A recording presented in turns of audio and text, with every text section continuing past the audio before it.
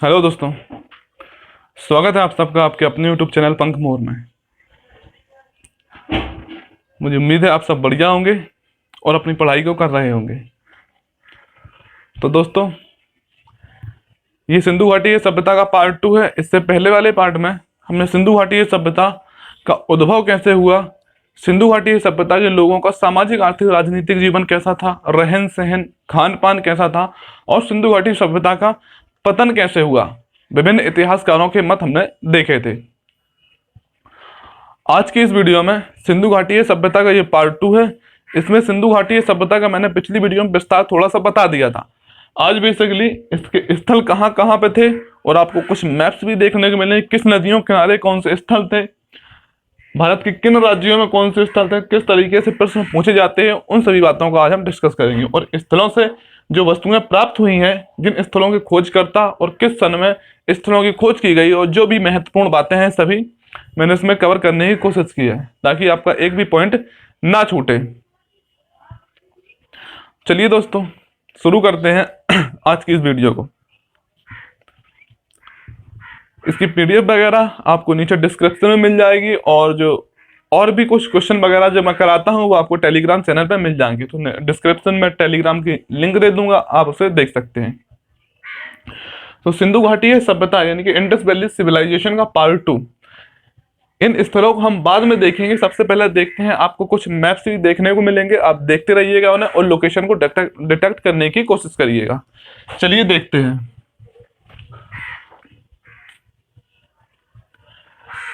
भारत के इन क्षेत्रों में, भारत के अगर बात करें हम जम्मू कश्मीर, पंजाब, हरियाणा, उत्तर प्रदेश का पूर्वी स्थल, राजस्थान, गुजरात और महाराष्ट्र, भारत के इन क्षेत्रों में सिंधु घाटी सभ्यता की सबसे उत्तरी, दक्षिणी और पश्चिमी पूर्वी स्थल है। और इसका दक्षिणी स्थल जो कि पाकिस्तान और ईरान की सीमा पर बलूचिस्तान में सुतकांगेडोर दासक नदी के किनारे स्थित है।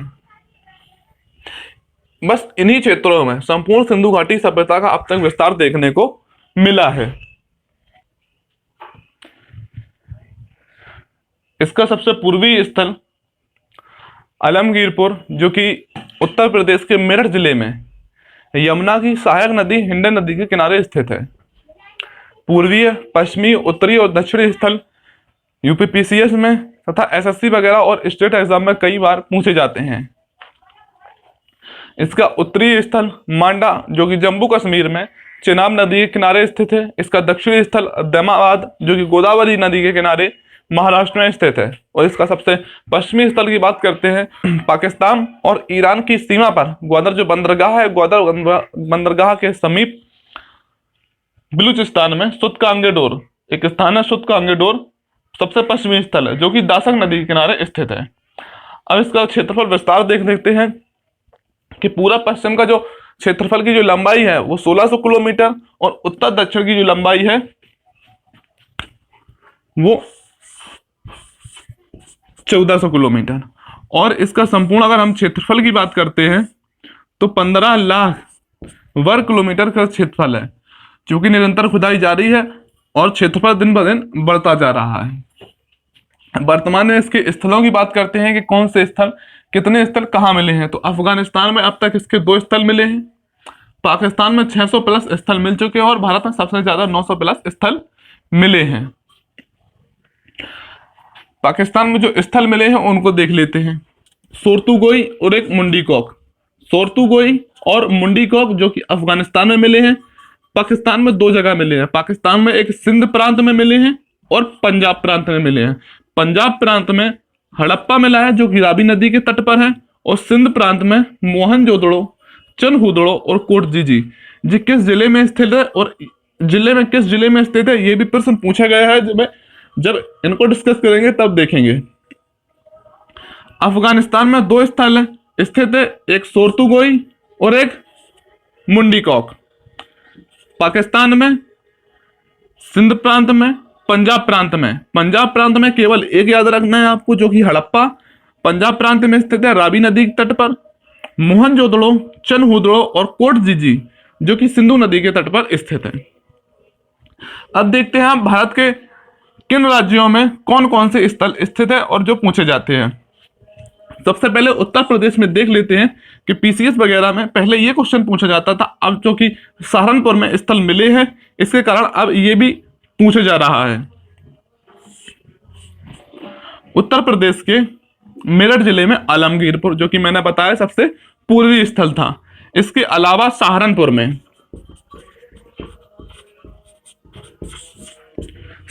में संगोली, बड़गांव और हुलासखेड़ा।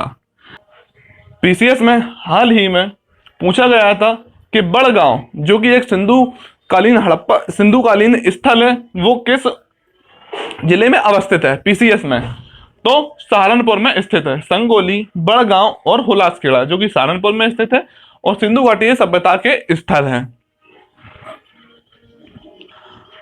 अब देख लेते हैं हम इसके अन्य राज्यों से इससे क्वेश्चन किस तरीके से पूछा जाता है। एसएससी वगैरह में जो इससे क्वेश्चन पूछे जाते हैं कि आपसे पूछेगा कि लोथल किस राज्य में सिंधुकालीन स्थल किस राज्य में स्थित है।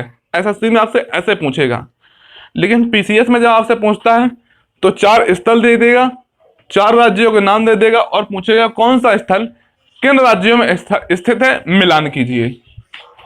ये स्थल आपको जब याद रखेंगे कि रोपड़ है, संघोल है, मांडा है, दयामाबाद है, किन राज्यों में स्थित है, तो आप क्वेश्चनों को आसानी से बना पाएंगे। उत्तर प्रदेश में हमने देखा मेरठ जिले में आलमगीरपुर तथा सहारनपुर में संगोली, बड़गांव और हुलासखेड़ा स्थित है। इसके बाद में भारत में हमने देखा ये पंजाब पश्चिमी पंजाब है, जो कि भारत और पाकिस्तान का जब विभाजन हुआ था 1947 में, तब पश्चिमी पंजाब और पूर्वीय पंजाब, ये पश्चिमी पंजाब पाकिस्तान में हड़प्पा स्थित है। और भारत के जब पंजाब की हम बात करते हैं तो पंजाब में रोपड़ और संघोल जो कि पंजाब, भारतीय पंजाब में स्थित है, यानी कि पूर्वी पंजाब में स्थित है। जम्मू कश्मीर जिसे मैंने बताया सबसे उत्तरी स्थल जो कि मांडा जम्मू कश्मीर में स्थित है। दयामाबाद सबसे दक्षिणी स्थल महाराष्ट्र में स्थित है। अब आते हैं ये बालाथल और कालीबंगा जो कि राजस्थान में स्थित है। कालीबंगा से काली चूड़ियों के अवशेष प्राप्त हुए हैं और बालाथल, 2 स्थल राजस्थान में स्थित है, कालीबंगा और बालाथल। अब बात करते हैं हरियाणा को, भगवानपुर, राखीगढ़ी और बनवाली। अब कैसे याद रखेंगे, हरियाणा में 3 स्थल है, 2-3 की मैं ट्रैक बता रहा हूं, 2-3 आपको खुद से याद कर लीजिए, कंफ्यूजन इनमें बनता है कौन से कहां स्थित है। तो हरियाणा में, यानी कि हरियाणा में जब 2 लोगों के बीच में कुश्ती हो रही थी तब एक लोग हार गया। अब हार गया तो क्या हुआ, भगवान का नाम लेके राखी बनवा ली। एक लोग हार गया तब क्या हुआ, तो भगवान का नाम लेके राखी बनवा ली। तो भगवानपुर, राखीगढ़ी और बनवाली। इसके बाद में भारत में देखते हैं गुजरात में मिलनी लोथल, धौलावीरा, सुरकोटदा, रंगपुर और रोजदी। और एक और भी स्थल है जिसका नाम है भगत राव। ये 5 स्थल जो है, 6 स्थल गुजरात में स्थित है। और बेसिकली यही स्थल जो है राजस्थान के, हरियाणा के और गुजरात के आपसे बार बार पूछे जाते हैं कि लोथल कहाँ स्थित है, धौलावीरा कहाँ स्थित है। तो आप इनको याद रखिएगा, धौलावीरा गुजरात, लोथल गुजरात, सुरकोटदा गुजरात, रंगपुर, रोजदी और भरत राव ये सभी गुजरात में स्थित है। इनसे आपको बार बार क्वेश्चन पूछे जाएंगे, इनको आपको याद ही करना पड़ेगा। अब देखते हैं हम इन स्थलों को तथा इनसे बनने वाले जो महत्वपूर्ण क्वेश्चन हैं किस तरीके से क्वेश्चन पूछे जाते हैं। इससे पहले हम जो स्थल है उनकी लोकेशन को भी, जो सा स्थल पढ़ेंगे उनकी लोकेशन को देख लेंगे कहां पे स्थित है। चलिए शुरू करते हैं। सबसे पहले हम देखते हैं हड़प्पा, सिंधु घाटी सभ्यता या हड़प्पा सभ्यता। सबसे पहले जो खोजा गया स्थल था वो स्थल हड़प्पा ही था और हड़प्पा के नाम पर ही हड़प्पा सभ्यता का नाम पड़ा था। तो हड़प्पा को सबसे पहले 1921 में जॉन मार्शल जो कि पुरातत्व विभाग के प्रमुख थे, उनके निर्देशन में दयाराम साहनी सब बच्चों को याद रहता है, दयाराम साहनी ने 1921 में हड़प्पा की खोज की थी। और दयाराम साहनी के साथ में ही एक नाम है मधो स्वरूप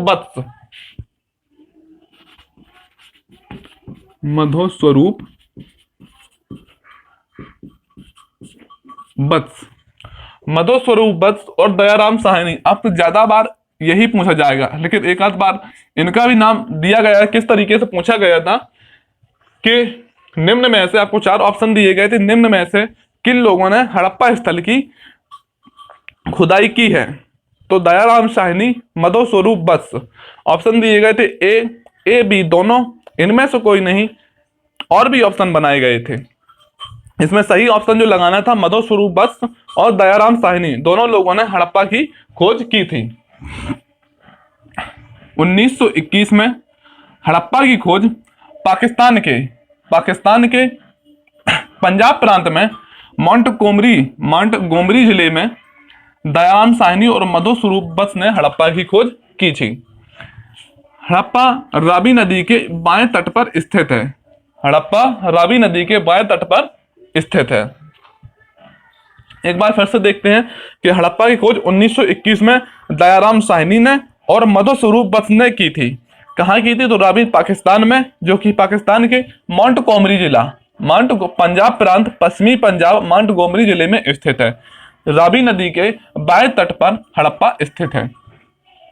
अब हड़प्पा से जो प्रमुख चीजें मिली हैं तथा ज्यादातर जो क्वेश्चन पूछे जाते हैं इन्हीं से पूछे जाते हैं। इसमें मैंने ज्यादातर पॉइंट इसलिए लिखे हैं दोस्तों कि हम सिंधु घाटी सभ्यता को पढ़ तो लेते हैं, लेकिन हमें पता ही नहीं रहता कि सिंधु घाटी सभ्यता से जब क्वेश्चन बनाते हैं तो क्वेश्चन हमसे बनते नहीं है। क्वेश्चन इसीलिए नहीं बनते हैं कि हम आधी चीजों को स्किप कर देते हैं। मैंने ज्यादातर जिस तरीके से भी क्वेश्चन पूछे गए हैं सभी पॉइंटों को लिखा है, ज्यादा पॉइंट आपको इसलिए दिख रहे होंगे। और यकीन मानिए दोस्तों, आप जब इसको पढ़ लेंगे, जो मैं क्वेश्चन कराऊंगा उनको या किसी भी बुक से आप क्वेश्चन बनाएंगे तो यकीनन आप कॉन्फिडेंस के साथ क्वेश्चन बना सकते हैं। तो हड़प्पा से जो प्रमुख वस्तुएं प्राप्त हुई हैं, जैसे कि R37 कब्रिस्तान, R37 जो कब्रिस्तान प्राप्त हुआ है, हड़प्पा में लोगों को दफनाया जाता था तथा मोहनजोदड़ो में लोगों को जलाया जाता था। प्रमुख बात एक और लिखना है यहाँ पे, लोगों को दफनाया जाता था। यहां से एक बड़ा कब्रिस्तान जिसका नाम दिया गया है इतिहासकारों द्वारा R37 कब्रिस्तान।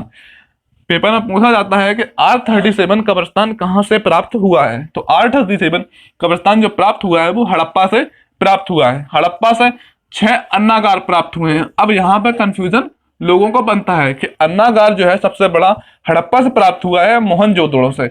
अब यहाँ पे कंफ्यूजन क्या बनता है कि सबसे बड़ा जो अन्न भंडार प्राप्त हुआ है वो हड़प्पा से प्राप्त हुआ है मोहनजोदड़ो से। तो सबसे बड़ा अन्नागार या अन्न भंडार जो प्राप्त हुआ है वो मोहनजोदड़ो से प्राप्त हुआ है, लेकिन 6 जो अन्न भंडार प्राप्त हुए हैं क्रम से वो हड़प्पा से प्राप्त हुए हैं। नटराज की आकृति की मूर्ति जो प्राप्त हुई है वो हड़प्पा से प्राप्त हुई है। शंख का बना हुआ बैल हड़प्पा से प्राप्त हुआ है। पैर से दबाए हुए गरुड़ का जो चित्र प्राप्त हुआ है वो हड़प्पा से प्राप्त हुए है। एक मछुआरे का चित्र हड़प्पा से प्राप्त हुआ है। इन 5-6 पॉइंटों को हम पहले याद करेंगे। R37 कब्रिस्तान याद कीजिए कि R37 कब्रिस्तान कहां से प्राप्त हुआ है? हड़प्पा से प्राप्त हुआ है। 6 अन्न भंडार जो क्रम से हैं वो कहां से प्राप्त हुए? हड़प्पा से प्राप्त हुए हैं। नटराज की आकृति वाली जो मूर्ति हड़प्पा से प्राप्त हुई है। संघ का बना हुआ बैल हड़प्पा से प्राप्त हुआ है। पैर से सांप को दबाए हुए एक गरुड़ का चित्र मिला है, वो कहां से? हड़प्पा से प्राप्त हुआ है। मछुआरे का चित्र हड़प्पा से प्राप्त हुआ है। अब अगले 4 पॉइंटों को हम देखते हैं। स्त्री के गर्भ से निकलता हुआ जो पौधा दिखाया गया है वो हड़प्पा में दिखाया गया है। पासा, तांबे का तराजू, दर्पण, ये 3 चीजें आप एक साथ याद रखेंगे। पासा, तांबे का तराजू, दर्पण वगैरह जो प्राप्त हुए हैं वो हड़प्पा से प्राप्त हुए हैं। अब बात करते हैं, पासा भी कई जगह से प्राप्त हुआ है और दर्पण भी प्राप्त हुआ है। तराजू जो 2 जगह से प्राप्त हुआ है। आपको मेनली ऑप्शन में पूछेगा पासा हड़प्पा कालीन किन स्थलों से प्राप्त हुआ है, तो आपको हड़प्पा ऑप्शन में मिलेगा कि पासा जो प्राप्त हुआ है वो हड़प्पा से, तांबे का तराजू हड़प्पा से और दर्पण हड़प्पा से प्राप्त हुआ है। पासा और दर्पण की जब पूछता है तो आप हड़प्पा टिक करेंगे। जब तांबे का तराजू पूछता है तब भी आप कहाँ टिक करेंगे? हड़प्पा टिक करेंगे। लेकिन तांबे का जो तराजू है वो 2 जगह से प्राप्त हुआ है। एक सुरकोटदा जो कि कच्छ गुजरात में स्थित है, यहां से तराजू प्राप्त हुआ है, और हड़प्पा से प्राप्त हुआ है। जब ये क्वेश्चन बनता है तो आपको दोनों ऑप्शन देगा कि पूछेगा तांबे का तराजू निम्न में से किन स्थलों से प्राप्त हुआ है, तो हड़प्पा और सुरकोटदा दोनों आपको ऑप्शन में दिए जाएंगे और आपको ए और बी दोनों टिक करना होंगे। एक पुरोहित की मूर्ति यानी पंडित की जो मूर्ति प्राप्त हुई है वो हड़प्पा से प्राप्त हुई है। दुर्गीकृत जो टीले प्राप्त हुए हैं यानी कि कुछ टीले बने हुए थे जिनका दुर्गीकरण किया हुआ था, और व्हीलर महोदय ने इनको माउंट एबी की संज्ञा दी है, जो कि कई बार प्रश्न पूछा गया है कि किस इतिहासकार ने दुर्गीकृत टीलों को माउंट एबी की संज्ञा दी है, तो व्हीलर ने। और दुर्गीकृत टीले किस स्थल से प्राप्त हुए हैं, तो हड़प्पा कालीन स्थल से दुर्गीकृत टीले प्राप्त हुए हैं। एक बार फिर से इसको रिवाइज कर लेते हैं कि हड़प्पा जो कि पाकिस्तान के मोंटगोमरी जिले में पंजाब प्रांत में स्थित है, रावी नदी के बाएं तट पर स्थित है। 1921 में दयाराम साहनी और मधो स्वरूप वत्स के द्वारा हड़प्पा की खोज की गई थी। हड़प्पा से मिलने वाले प्रमुख स्थलों की अगर बात करते हैं हम, तो R37 कब्रिस्तान जो कि आपको याद ही होना चाहिए। 6 अन्न भंडार प्राप्त हुए हैं। शंख का बना हुआ बैल प्राप्त हुआ है। पैर से सांप को दबाए हुए गरुड़ का चित्र प्राप्त हुआ है। मछुआरे का चित्र प्राप्त हुआ है। एक आपको याद रखना है कि स्त्री के गर्भ से निकलता हुआ पौधा दिखाया गया है। पासा, तांबे का तराजू और दर्पण जो प्राप्त हुए हैं वो हड़प्पा से प्राप्त हुए हैं। एक पुरोहित की मूर्ति हड़प्पा से प्राप्त हुई है। दुर्गीकृत टीले के जो साक्ष्य मिले हैं जिन्हें व्हीलर महोदय ने माउंट एबी की संज्ञा दी है, जो हड़प्पा से प्राप्त हुए हैं। अब अगला स्थल देख लेते हैं। मैं आपको बार बार इसलिए बता रहा हूं दोस्तों कि ताकि आप जब बार बार देखेंगे तो आपको कंफ्यूजन दूर होगा और आपको पता लगेगा कि कौन सा स्थल कहाँ है और कौन सा जो पॉइंट है जो हमें हड़प्पा में याद रखना है, ताकि आप जब क्वेश्चन बनाए तो कॉन्फिडेंस के साथ आपके क्वेश्चन बन सके। मोहनजोदड़ो। मोहनजोदड़ो पाकिस्तान के सिंध प्रांत में लड़काना जिले में स्थित है। इसकी लोकेशन को लेकर भी पूछे जाते हैं। अब दोनों की हम लोकेशन देख लेते हैं कहां कहां स्थित है। पाकिस्तान के जो कि पश्चिमी पंजाब में हड़प्पा स्थित है और पश्चिमी पंजाब के नीचे यहीं पर सिंध स्थित है। मोहनजोदड़ो पाकिस्तान के सिंध प्रांत में स्थित है। इन दोनों की लोकेशन आपको मैप भी दिखाता रहूंगा बीच बीच में, ताकि आप नदियों के सहारे तथा राज्यों के सहारे भी लोकेशन को डिटेक्ट कर सकें। आपको यहाँ 2-3 मैप दिखाई दे रहे होंगे। मोहनजोदड़ो पाकिस्तान के सिंध प्रांत में लड़काना जिले में स्थित है। मोहनजोदड़ो की खोज 1921 में हड़प्पा की खोज दयाराम साहनी और मधु स्वरूप वत्स ने की थी। इनके जस्ट एक साल बाद 1922 में राखालदास बनर्जी द्वारा मोहनजोदड़ो की खोज की गई। मोहनजोदड़ो जो सिंधु घाटीय सभ्यता का सबसे बड़ा स्थल है। सिंधु घाटीय सभ्यता का सबसे बड़ा स्थल है, भारत का सबसे बड़ा स्थल नहीं है। सिंधु घाटीय सभ्यता का सबसे बड़ा स्थल मोहनजोदड़ो है, जो कि कई बार एग्जाम में पूछा गया है। सिंधु नदी के दाएं तट पर मोहनजोदड़ो स्थित है। इसके प्रमुख जो वस्तुएं प्राप्त हुई हैं उनको देख लेते हैं। सबसे बड़ा स्थल है, विशाल स्नानागार और विशाल जो अन्नागार प्राप्त हुआ है, अन्न भंडार जो प्राप्त हुआ है वो मोहनजोदड़ो से ही प्राप्त हुए हैं। नग्न स्त्री की एक कांस्य प्रतिमा प्राप्त हुई है।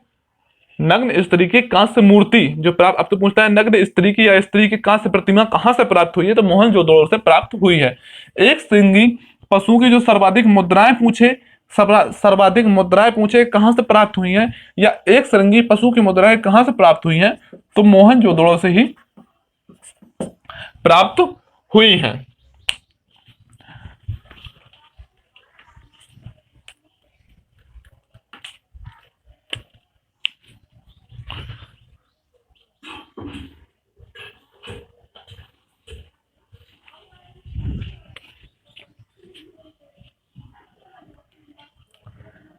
सर्वाधिक मुद्राएं तथा एक श्रृंगी सर्वाधिक मुद्राएं जो प्राप्त हुई हैं मोहनजोदड़ो से प्राप्त हुई हैं।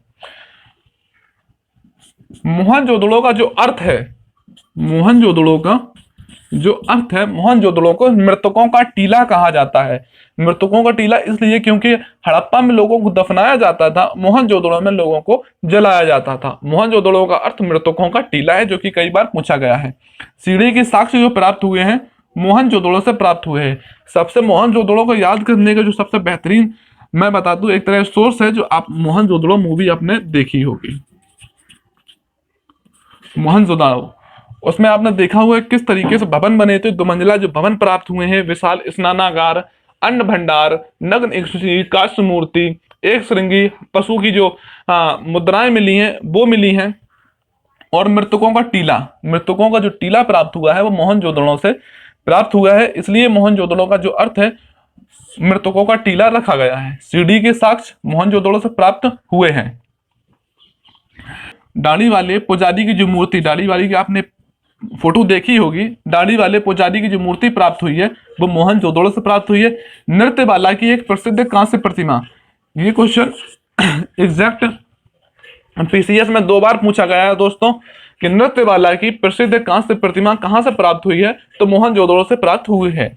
बुने हुए सूते टुकड़े, बुने हुए सूती कपड़े का एक टुकड़ा प्राप्त हुआ है जो कहां से, मोहनजोदड़ो से प्राप्त हुआ है। कि लोगों के द्वारा सूत का और ऊन का उत्पादन तो किया ही जाता था, इनको बुनना भी ये लोग जानते थे तथा कपड़ों के वस्त्र पहनते थे, सूनी और ऊती वस्त्र पहनते थे। मुद्रा पर पशुपति नाथ की प्रतिमा भी मोहनजोदड़ो से प्राप्त हुई है। सबसे पहले हम इन 3 स्थलों को 5 को देख लेते हैं, 3 2 5। इसके बाद में इन 5 स्थलों को हम बाद में याद करेंगे। सबसे बड़ा जो स्थल है वो मोहनजोदड़ो स्थित है, स्थल है विशाल स्नानागार और अन्न भंडार मोहनजोदड़ो में स्थित है। नग्न स्त्री की कांस्य मूर्ति मोहनजोदड़ो से प्राप्त हुई है। एक श्रृंगीय पशु मुद्राएं भी मोहनजोदड़ो से प्राप्त हुई है।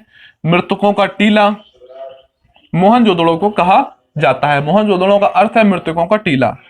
अब देखते हैं इन 5 स्थलों की। सीढ़ी के साक्ष्य प्राप्त हुए हैं, दाढ़ी वाले की प्रतिमा प्राप्त हुई है, नृत्यबाला की प्रसिद्ध कांस्य प्रतिमा प्राप्त हुई है, बुने हुए सूत का टुकड़ा प्राप्त हुआ है, और मुद्रा पर पशुपति नाथ की प्रतिमा प्राप्त हुई है।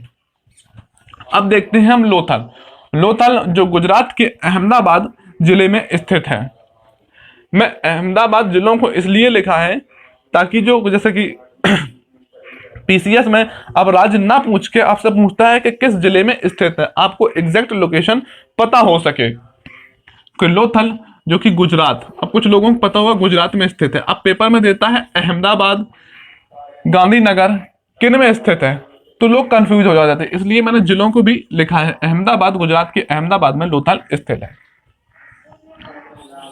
रंगानाथ राव, रंगानाथ राव ने 1957 में, रंगानाथ राव ने 1957 में लोथल की खोज अहमदाबाद में की थी। किस नदी के किनारे लोथल को खोजा गया है, तो भोगवा नदी के किनारे, भोगवा नदी के किनारे लोथल की खोज की गई है, रंगानाथ राव ने की है। अब इसको ये दो तो सबको याद रहते हैं कि हड़प्पा की खोज दयाराम साहनी ने की है 1921 में, मोहनजोदड़ो की खोज राखालदास बनर्जी ने की है, लेकिन लोथल की जो खोज की है पूछता है एग्जाम में कई बार, लेकिन लोगों को याद नहीं रहता है, इसलिए रंगानाथ राव। अब लोथल कैसा है, लोथल एक बंदरगाह है जो कि सबको पता हुआ है, लोथल एक बंदरगाह यानी गोलीबारा है, डॉक यार्ड है। अब यहाँ पर बीच होगा तो क्या होगा, लोग नहाएंगे, तो लोग कैसे नहाएंगे, कपड़े उतार के नंगे होके नहाएंगे, इसलिए रंगानाथ। अब रंगानाथ क्या आती है, रंगानाथ राव ने 1957 में की थी। किस नदी के किनारे, भोगवा नदी के किनारे। अब प्रमुख वस्तुएं जो प्राप्त हुए वो देख लेते हैं, यानी कि गोदीवाड़ा और एक बंदरगाह है। लोथल क्या है, हमेशा याद रखना है, लोथल का जब भी नाम आपके दिमाग में आए तो लोथल क्या है, एक बंदरगाह है। चावल के अवशेष लोथल से और बाजरे के अवशेष लोथल से प्राप्त हुए हैं। अग्निकुंड के साक्ष्य भी लोथल से प्राप्त हुए हैं, हाथी दांत लोथल से प्राप्त हुए हैं। लोथल एक बंदरगाह है, ये तो आपको पता हो गया। चावल तथा बाजरे के साक्ष्य, आप चावल के साक्ष्य, बाजरे के साक्ष्य कहां से प्राप्त हुए हैं, तो लोथल से प्राप्त हुए हैं। हाथी के दांत लोथल से प्राप्त हुए। अग्निकुंड के जो साक्ष्य प्राप्त हुए हैं वो अग्निकुंड लोथल से और कालीबंगा से, 2 जगह से प्राप्त हुए हैं। आपसे ऐसे क्वेश्चन बनता है कि निम्न में से किन स्थलों से अग्निकुंड के साक्ष्य प्राप्त हुए हैं।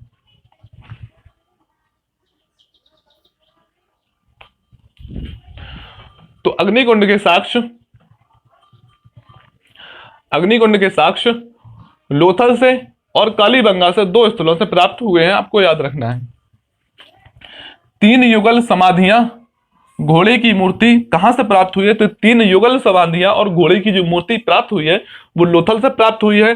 दो मुंह वाले राक्षस का जो अंकन वाली मुद्राएं मिली हैं वो लोथल से प्राप्त हुई हैं। दो मुंह वाले राक्षस की मुद्राएं पूछे या भैंस के और किसी जानवर के अगर चित्र की अंकन वाली मुद्रा उसे पूछता है तो आप लोथल ही टिक करेंगे, क्योंकि एक श्रृंगीय पशु और पशुपति या शिवनाथ की जो प्रतिमा प्राप्त हुई है वो मोहनजोदड़ो से, इसके अलावा समस्त जानवरों की जो प्रतिमाएं प्राप्त हुई हैं वो कहाँ से? लोथल से प्राप्त हुई हैं। पंचतंत्र की चालाक लोमड़ी का जो अंकन प्राप्त होता है मैं लोथल से ही प्राप्त होता है। मम्मी के कुछ साक्ष्य प्राप्त हुए हैं, लोथल से प्राप्त हुए हैं। दोनों पूर्वी और पश्चिमी एक साथ दुर्गीकृत किए गए थे लोथल में। मैंने पिछली वीडियो आपने नहीं देखी तो मैंने बताया था कि सिंधु घाटी सभ्यता के समस्त स्थलों को पूर्वी भाग, पश्चिमी भाग में अलग अलग दुर्गीकृत किया जाता था तथा कुछ स्थलों को 3 भागों में दुर्गीकृत किया गया था। यह मैंने पिछली वीडियो में आपसे बताया था। लेकिन लोथल एकमात्र ऐसा स्थल है जिसका पूर्वी और पश्चिमी भाग, पूर्वी भाग और पश्चिमी भाग एक साथ दुर्गीकृत किया गया था। ये पॉइंट बना है, कई बार आप याद रखेंगे। दिशा मापक यंत्र, एक बार पूछा गया है कि दिशा मापक यंत्र की प्राप्ति किस स्थल से हुई है? तो लोथल से दिशा मापक यंत्र की प्राप्ति हुई है। एक बार फिर से जल्दी देख लेते हैं कि लोथल एक बंदरगाह है, चावल तथा बाजरे के अवशेष। लोथल एक बंदरगाह है, भरपूर मात्रा में पानी होगा यहाँ से और चावल तथा बाजरा भी यहीं पर उत्पादित होगा। चावल तथा बाजरे के साक्ष्य लोथल से प्राप्त हुए हैं। अग्निकुंड, अब पानी है तो पानी को आग बुझाने के लिए पानी अत्यधिक मात्रा में मिल जाएगा, ये सिर्फ ट्रिकें हैं। अग्निकुंड के साक्ष्य जो प्राप्त हुए हैं वो लोथल से प्राप्त हुए हैं। हाथी दांत भी लोथल से प्राप्त हुए हैं। 3 युगल समाधियां भी लोथल से प्राप्त हुई हैं। घोड़े की मूर्ति, 2 मुंह वाले राक्षस की जो अंकन वाली मुद्रा प्राप्त हुई है वो भी लोथल से प्राप्त हुई है। पंचतंत्र की चालाक लोमड़ी का अंकन लोथल से प्राप्त हुए हैं। मम्मी के साक्ष्य लोथल से प्राप्त हुए हैं। पूर्वी और पश्चिमी भाग एक साथ दुर्गीकृत किए गए थे। दिशा मापक यंत्र भी लोथल से प्राप्त हुआ है। इसमें एक पॉइंट बनता है जो कि भारत सरकार द्वारा राष्ट्रीय समुद्रीय धरोहर संग्रहालय की जो स्थापना की जा रही है वो लोथल गुजरात में ही की जा रही है। राष्ट्रीय समुद्रीय धरोहर संग्रहालय की स्थापना लोथल गुजरात में ही की जा रही है। अब अगला देखते हैं हम कालीबंगा। लोथल और कालीबंगा की जो लोकेशन है वो डायरेक्ट कर देता है कहां पे है। लोथल जो कि गुजरात में स्थित है और कालीबंगा जो कि राजस्थान में स्थित है। मैप द्वारा आप प्रॉपरली इसको देख सकते हैं, मैंने इसलिए बता दिया कि आप देख सकें। 1953 में कालीबंगा राजस्थान के हनुमानगढ़ में इसकी खोज की गई थी अमलानंद घोष के द्वारा। अमलानंद घोष के द्वारा राजस्थान के हनुमानगढ़ जिले में कालीबंगा की खोज 1953 में की गई थी। मोहनजोदड़ो की खोज 1922 में और हड़प्पा की खोज 1921 में की गई थी। 1953 में अमलानंद घोष के द्वारा घग्गर नदी किनारे कालीबंगा की खोज की गई। कालीबंगा का अर्थ होता है काली चूड़ियां। काली चूड़ियां यानी कि कालीबंगा से ही काली चूड़ियों के साक्ष्य प्राप्त हुए हैं। जुते हुए खेत के साक्ष्य प्राप्त हुए हैं। कांसे का बैल कालीबंगा से प्राप्त हुआ है। अब कैसे याद रखेंगे कि कालीबंगा जो कि राजस्थान में ज्यादातर रेगिस्तानी एरिया यानी कि खेत ही खेत नजर आते हैं। जैसे जुते हुए हो, लहरदार, हवा से लहरें बन जाती हैं, जिस तरह से लगता है कि जो जुते हुए खेत हों। तो जुते हुए खेत के जो साक्ष्य प्राप्त हुए हैं और कांसे का बैल कालीबंगा से प्राप्त हुए हैं। जुते हुए खेत के साक्ष्य कालीबंगा और जो कि बैल खेतों को जोतते हैं, इसलिए बैल के साक्ष्य भी जो प्राप्त हुए हैं, कांसे का बैल कालीबंगा से ही प्राप्त हुआ है। अग्नि कुंड के जो हवन कुंड प्राप्त हुए हैं, अग्नि के हवन कुंड जो प्राप्त हुए हैं वो कालीबंगा से प्राप्त हुए हैं। कालीबंगा का अर्थ होता है काली चूड़ियां। भूकंप के साक्ष्य भी कालीबंगा से प्राप्त हुए हैं। यहाँ पे पूर्वीय तथा पश्चिमी भागों को दोनों को दुर्गीकृत किया गया था। होता क्या था कि पश्चिमी भाग जो कि ऊंचा भाग होता था और अमीर लोगों के रहने का स्थान होता है, इसलिए पश्चिमी भाग का ही दुर्गीकरण किया जाता था, पूर्वी भाग का दुर्गीकरण नहीं किया जाता था। यहाँ पे पूर्वी तथा पश्चिमी भाग दोनों भागों का दुर्गीकरण किया गया था। अलंकृत ईंटों के हिसाब से, अब अलंकृत आपको ईंटें पूछता है या अलंकृत आपसे फर्श पूछता है। अलंकृत जो भी पूछेगा ईंटें या फर्श वो कालीबंगा से ही प्राप्त हुए हैं। ऊंट की हड्डी जो कि कालीबंगा से प्राप्त हुए हैं। कपास की खेती के साक्ष्य, सिंधु वासियों ने कपास को उगाया था सर्वप्रथम, एवं कपास की खेती के जो साक्ष्य प्राप्त हुए हैं वो कालीबंगा से प्राप्त हुए हैं। कपास की खेती के साक्ष्य, मिट्टी निर्मित स्केल यानी कि जो पटरी प्राप्त हुई है, मिट्टी निर्मित स्केल कालीबंगा से प्राप्त हुई है। शल्य चिकित्सा के साक्ष्य भी कालीबंगा से प्राप्त हुए हैं। हाथी के पैर की हड्डी कालीबंगा से प्राप्त हुई है। कपाल में छेद वाले बालक का शव कालीबंगा से प्राप्त हुआ है। समाधान के तीनों तरीके, पूर्ण समाधान, आंशिक समाधान और जो कि जलाते थे, वो तीनों तरीके कालीबंगा से प्राप्त हुए हैं। कच्ची ईंटों के साक्ष्य भी कालीबंगा से प्राप्त हुए हैं। फिर से देखते हैं, जुते हुए खेत के साक्ष्य और कांसे का जो पैल प्राप्त हुआ है वो कालीबंगा से प्राप्त हुआ है। अग्नि के जो हवन कुंड प्राप्त हुए हैं कालीबंगा तथा लोथल से प्राप्त हुए हैं। काली चूड़ियां, कालीबंगा का अर्थ काली चूड़ियां होता है। भूकंप के साक्ष्य भी कालीबंगा से प्राप्त हुए हैं। पूर्वी तथा पश्चिमी भाग दोनों भाग दुर्गीकरण किया गया था। अलंकृत जो ईंटों के साक्ष्य प्राप्त हुए हैं कालीबंगा से प्राप्त हुए हैं। ऊंट की हड्डी कालीबंगा से प्राप्त हुए हैं। कपास की खेती के साक्ष्य जो प्राप्त हुए हैं वो भी कालीबंगा से प्राप्त हुए हैं। अब अगले 4 पॉइंट को हम याद रखते हैं कि मिट्टी निर्मित स्केल यानी कि मिट्टी से जो निर्मित स्केल या पटरी जो प्राप्त हुई है वो कालीबंगा से प्राप्त हुई है। शल्य चिकित्सा के साक्ष्य यानी कि शल्य चिकित्सा के जो साक्ष्य प्राप्त हुए हैं वो भी कालीबंगा से प्राप्त हुए हैं। यानी कि जो सर्जरियन जो डॉक्टर होते हैं, जो सर्जरी वगैरह करते हैं, ऑपरेशन वगैरह, उनके जो साक्ष्य शल्य चिकित्सा के साथ कुछ ऐसे उपकरण मिले हैं जिसके आधार पर इतिहास कहते हैं कि शल्य चिकित्सा के लोगों को यहाँ पे ज्ञान रहा होगा। कि शल्य चिकित्सा के जो साक्ष्य प्राप्त हुए हैं वो कालीबंगा से प्राप्त हुए हैं। हाथी के पैर की हड्डी कालीबंगा से प्राप्त हुई है, लेकिन हाथी दांत जो प्राप्त हुए हैं वो लोथल से प्राप्त हुए हैं। अलग अलग क्वेश्चन बने हैं, अलग अलग इनका ऑप्शन भी है। हाथी के पैर की हड्डी जो कि कालीबंगा से, हाथी के जो दांत प्राप्त हुए हैं वो लोथल से प्राप्त हुए हैं। एक बालक के कपाल में छेद वाले बालक का शव प्राप्त हुआ है। कपाल में छोटे छोटे छेद बालक के मिले हैं, जिन्हें इतिहासकारों द्वारा लगाया जाता है कि रिकेट्स नामक बीमारी के कारण ऐसा हुआ होगा। समाधान के तीनों तरीके कालीबंगा से प्राप्त हुए हैं। कच्ची ईंटों के साक्ष्य भी कालीबंगा से प्राप्त हुए हैं।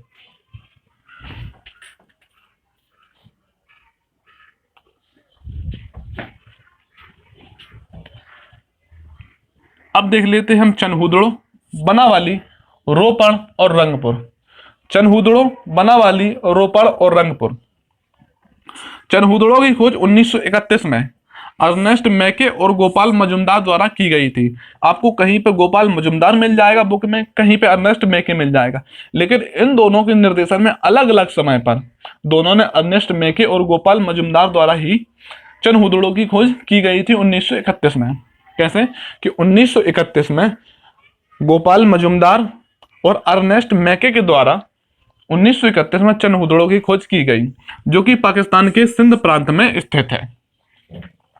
सिंधु नदी के किनारे एक स्थल की खोज की गई है। चनहूदड़ो की खोज सिंधु नदी के किनारे की गई है। अब देखते हैं इसकी प्रमुख बातें। सबसे पहले जो वर्गाकार ईंटों के जो साक्ष्य प्राप्त हुए हैं, वर्गाकार ईंटों के जो साक्ष्य प्राप्त हुए हैं वो चनहूदड़ो से प्राप्त हुए हैं। केवल जहां से प्राप्त हुई है वर्गाकार ईंटें, जो चनहूदड़ो से केवल वर्गाकार ईंटों के साक्ष्य प्राप्त हुए हैं। मनके बनाने का कारखाना काफी इंपॉर्टेंट और कई बार पूछा जाता है कि मनके बनाने का कारखाना जो प्राप्त हुआ है वो चनहूदड़ो से प्राप्त हुआ है। सौंदर्य की जितनी भी वस्तुएं होती हैं, जैसे कि काजल है, शीशा है, कंघा है, ये सभी वस्तुएं कहां से प्राप्त हुई हैं? तो चनहूदड़ो से प्राप्त हुई है। बिल्ली का पीछा करते हुए कुत्ते के जो साक्ष्य प्राप्त हुए हैं वो चनहूदड़ो से प्राप्त हुए हैं। लेकिन पैर से सांप दबाए हुए जो गरुड़ का चित्र मिला है वो हड़प्पा से मिला है, और बिल्ली का पीछा करते हुए कुत्ते के जो साक्ष्य प्राप्त हुए हैं वो कहां से प्राप्त हुए हैं? चनहूदड़ो से प्राप्त हुए हैं। स्याही पात्र के, एक पात्र है जिसमें स्याही को रखा गया था, स्याही पात्र के अवशेष जो प्राप्त हुए हैं वो चनहूदड़ो से प्राप्त हुए हैं। और चनहूदड़ो की एक और खास जो विशेषता है, कई बार पूछी गई है कि निम्न में से किस सिंधु घाटी सभ्यता के स्थल का दुर्गीकरण नहीं किया गया था? तो चनहूदड़ो का दुर्गीकरण नहीं किया गया था। और बैलगाड़ी के साक्ष्य भी यहीं से प्राप्त हुए हैं। एक बार फिर से देखते हैं। मैं जल्दी जल्दी बताने का मकसद सिर्फ दोस्तों इतना है कि आप जल्दी जल्दी रिवाइज कर पाएं और ज़्यादा से ज़्यादा चीज़ों को अपने अंदर समाहित कर सके, याद रख सके। मैं बताने को एक के पीछे आपको 10 मिनट वेस्ट करूं तो वो फिर गलत हो जाएगा। फिर से देखते हैं कि 1931 में चनहुदड़ों की खोज पाकिस्तान के सिंध प्रांत में अर्नेस्ट मेके और गोपाल मजुमदार द्वारा की गई थी। सिंधु नदी के किनारे स्थित है। वर्गाकार ईंटों के जो साक्ष्य प्राप्त हुए हैं वो केवल चनहुदड़ों से ही प्राप्त हुए हैं। मनके बनाने का कारखाना और सौंदर्य की जितनी भी वस्तुएं प्राप्त हुई हैं वो सभी वस्तुएं चनहुदड़ों से प्राप्त हुई हैं। ये दोनों क्वेश्चन हर बार किसी ना किसी एग्जाम में पूछे ही जाते हैं कि मनके बनाने का कारखाना कहाँ स्थित है, तो चनहुदड़ों में स्थित है। सौंदर्य की वस्तुएं कहाँ से प्राप्त हुई हैं, जैसे कि काजल, कंगा वगैरह, तो चनहुदड़ों से प्राप्त हुई हैं।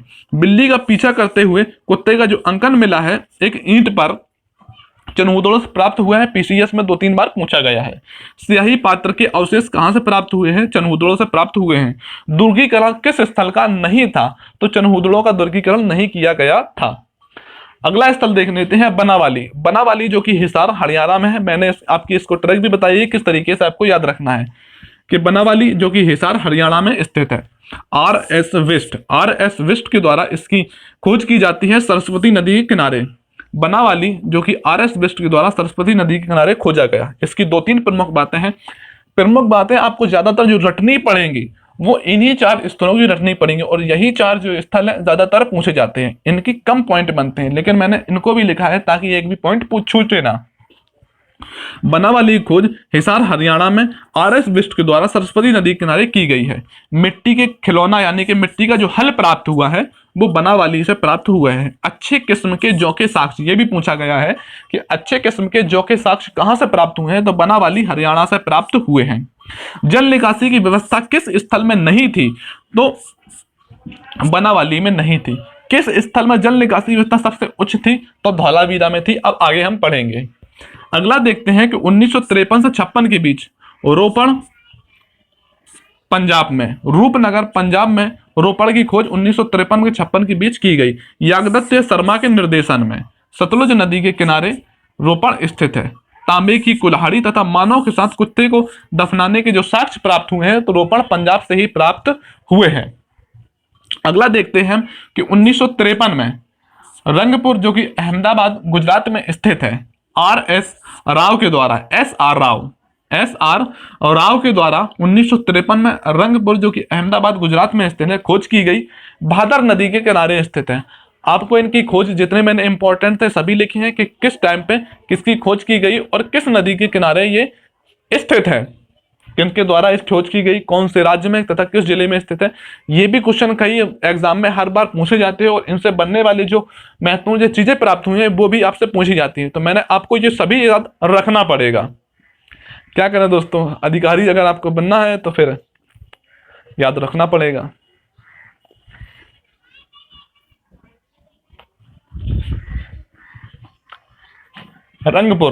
रंगपुर की खोज 1953 में अहमदाबाद गुजरात में एस.आर. राव के द्वारा भादर नदी के किनारे खोज इसकी की गई। किस नदी के किनारे कौन सी स्थल की खोज की गई ये आपको हमेशा याद रखना है। इशारों पे आपको याद होना चाहिए। प्रमुख जो वस्तुएं प्राप्त हुई हैं, धान की भूसी की जो साक्ष्य प्राप्त हुए हैं रंगपुर से। ज्वार एवं बाजरे के साक्ष्य भी रंगपुर से प्राप्त हुए हैं। कच्ची ईंटें कालीबंगा तथा रंगपुर दोनों से प्राप्त हुई हैं। किस तरीके से क्वेश्चन बनेगा कि निम्न में से किन स्थलों से कच्ची ईंटों के साक्ष्य प्राप्त हुए हैं, तो कालीबंगा और रंगपुर से कच्ची ईंटें प्राप्त हुई हैं। अगला स्थल देख लेते हैं सुरकोटदा जो कि कच्छ गुजरात में स्थित है। जे.पी. जोशी के द्वारा सरस्वती नदी किनारे इसकी खोज की गई है। और सुरकोटदा से हर बार जो क्वेश्चन पूछा जाता है तो घोड़े की हड्डियां, घोड़े की जो अस्थियां, घोड़ा एक नाम मात्र का जानवर है जो कि सिंधु घाटी सभ्यता में कहीं कहीं पे इसकी अस्थियां प्राप्त हुई हैं, जो कि सिंधु घाटी सभ्यता में सुरकोटदा में घोड़े की अस्थियां प्राप्त हुई हैं। कलश समाधान की जो विधि थी वो सुरकोटदा में देखने को मिलती है, ये भी पूछा गया है। किस नदी किनारे स्थित है? सरस्वती नदी किनारे। तराजू के साक्ष्य सुरकोटदा से और हड़प्पा से प्राप्त हुए हैं। कलश समाधान की विधि मैंने बता दिया है आपको। कलश समाधान की विधि जो मिली है सुरकोटदा से मिली है। जे.पी. जोशी के द्वारा सरस्वती नदी किनारे इसकी कच्छ गुजरात में खोज की गई। अगला स्थल देख लेते हैं कि राखी गढ़ी जो कि हिसार हरियाणा में स्थित है। राखी गढ़ी की खोज सूरज भान के द्वारा घग्गर नदी के किनारे की गई। राखी गढ़ी की खोज सूरज भान के द्वारा घग्गर नदी के किनारे की गई है। भारत में स्थित सबसे बड़ा स्थल है, और ताम्र उपकरण कुल्हाड़ी, चाकू और सेल खड़ी वाली जो मोहरें प्राप्त हुई हैं, सेल खड़ी से निर्मित मोहरें यहां से प्राप्त हुई हैं। सिंधु घाटी सभ्यता का सबसे बड़ा जो स्थल है वो मोहनजोदड़ो जो कि पंजाब में स्थित है, सिंध प्रांत में। लेकिन भारत का सबसे बड़ा जो सिंधु घाटी जो स्थल है वो प्राप्त हुआ है, जो वो कहां से प्राप्त हुआ है हरियाणा से प्राप्त हुआ है, जो कि राखीगढ़ी है। भारत का सबसे बड़ा सिंधुकालीन जो स्थल है वो राखीगढ़ी है, जो कि भारत में स्थित है। कुल्हाड़ी, चाकू, सेल खड़ी और मोहर के जो साक्ष्य प्राप्त हुए हैं वो कहां से प्राप्त हुए हैं, राखीगढ़ी से प्राप्त हुए हैं। ताम्र उपकरण भी राखीगढ़ी से प्राप्त हुए, यानी सिंधुकालीन स्थलों में भी ताम्र उपकरण, जब कांसे की खोज हो चुकी थी, कॉपर और टिन को मिला के कांसा बना लिया गया था, तब भी तांबे का उपयोग करते थे और ताम्र उपकरण यहां से प्राप्त हुए हैं। अब देखते हैं धौलावीरा। धौलावीरा जो गुजरात के भरूच में स्थित है, धौलावीरा जो गुजरात के भरूच में स्थित है, इसकी खोज जेपी जोशी द्वारा की गई और उत्खनन जो कार्य किया गया वो आर.एस. बिष्ट के द्वारा इसका उत्खनन का कार्य देखा गया, जो कि लूनी नदी के किनारे स्थित है। धौलावीरा गुजरात के भरूच जिले में लूनी नदी के किनारे स्थित है। इसकी जो खोज की गई जेपी जोशी द्वारा और इसका जो उत्खनन कराया गया वो आर.एस. बिष्ट के द्वारा कराया गया। इनमें से आपको चाहे खोज पूछे या उत्खनन पूछे, एक ऑप्शन में मिलेगा, जेपी जोशी या आर.एस. बिष्ट। कई बार जेपी जोशी दिया जाता है और कई बार आर.एस. बिष्ट को दिया जाता है। धौलावीरा भरूच गुजरात में स्थित है, लूनी नदी के किनारे। जल प्रबंधन के लिए जो 16 जलाशयों की प्राप्ति हुई है, जल प्रबंधन के लिए 16 जलाशयों की प्राप्ति हुई है। बांध प्राप्त हुआ है, स्टेडियम, सबसे लंबे शिलालेख प्राप्त हुए हैं, 3 भागों में बटा हुआ था। तो धौलावीरा ये बटा हुआ था। कि अगर आपसे कभी भी पूछता है कि जल प्रबंधन के, जल मैनेजमेंट के जो उच्चतम जो साक्ष्य प्राप्त हुए हैं कहां से प्राप्त हुए हैं, धौलावीरा। कैसे याद रखेंगे, धौला यानी मतलब धौला से याद आता है आपको धोले, तो किससे धोले, पानी से अपने हाथों को धोले। तो पानी के जो जल प्रबंधन के जो उच्चतम जो साक्ष्य प्राप्त हुए हैं धौलावीरा से प्राप्त हुए हैं। 16 जलाशयों की प्राप्ति हुई है। बांध के साथ, अब चूंकि पानी की उच्चतम व्यवस्था थी प्रबंधन की, तो बांध के साक्ष्य भी मिले हैं, स्टेडियम के साक्ष्य मिले हैं, सबसे लंबा शिलालेख भी मिला है। शिलालेख मतलब जिसमें सिंधु घाटी सभ्यता के 10 चित्रों का अंकन किया गया था। सिंधु घाटी सभ्यता की जो लिपि थी भाव चित्रात्मक लिपि थी, लोगों के जो भाव मन में उत्पन्न होता था उसका ही चित्र अंकित कर देते थे। सबसे ज्यादा जो चित्र प्राप्त हुए वो मछली के चित्र प्राप्त हुए हैं। धौला पूछता है, ये कई बार पूछा गया और यूपीएससी में भी एक बार पूछा गया था, किस सिंधुकालीन स्थल को 3 भागों में बांटा गया था, किन सिंधुकालीन स्थल को 3 भागों में बांटा गया था, तो धौलावीरा को 3 भागों में बांटा गया था। अगला स्थल देख लेते हैं दैमाबाद। दैमाबाद जो कि महाराष्ट्र में है और सिंधु घाटी सभ्यता का सबसे दक्षिणी स्थल गोदावरी नदी के किनारे स्थित है।